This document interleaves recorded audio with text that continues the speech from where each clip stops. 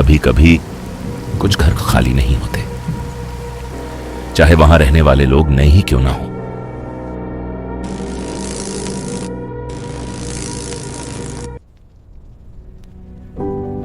पत्नी की मौत के बाद राहुल अपने 7 साल के बेटे चिंटू को लेकर इस नए किराए के फ्लैट में रहने आया था।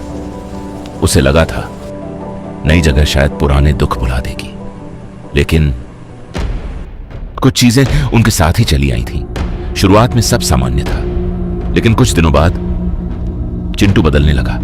वो घंटों कमरे के अंधेरे कोनों में बैठा रहता, कभी कभी किसी से बात भी करता। जब राहुल ने पूछा, किससे बात कर रहे हो बेटा, तो चिंटू ने धीरे से कहा, मम्मी रात में आती हैं। राहुल ने खुद को समझाया कि यह सिर्फ दुख था, लेकिन उस रात घर का माहौल अलग था।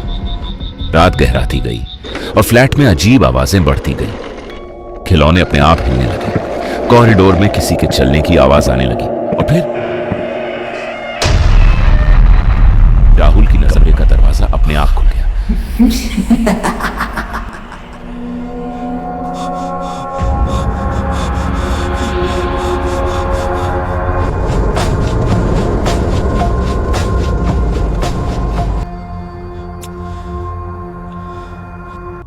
तभी राहुल की नजर डाइनिंग टेबल पर रखी ड्राइंग्स पर पड़ी। हर तस्वीर में 2 बच्चे थे, एक बिस्तर पर बैठा हुआ और दूसरा नीचे छिपा हुआ।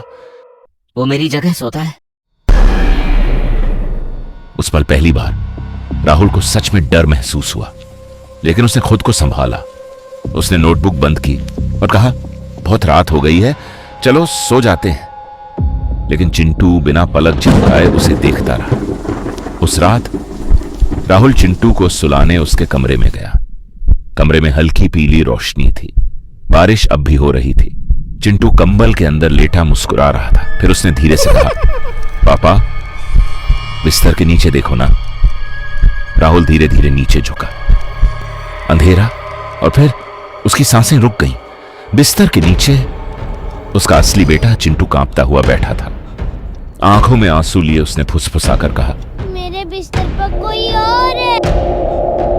राहुल डरते हुए धीरे धीरे ऊपर देखने लगा, और तब बिस्तर पर बैठा वो बच्चा अब इंसान जैसा नहीं दिख रहा था। उसकी मुस्कान असामान्य थी, आंखें पूरी काली थीं।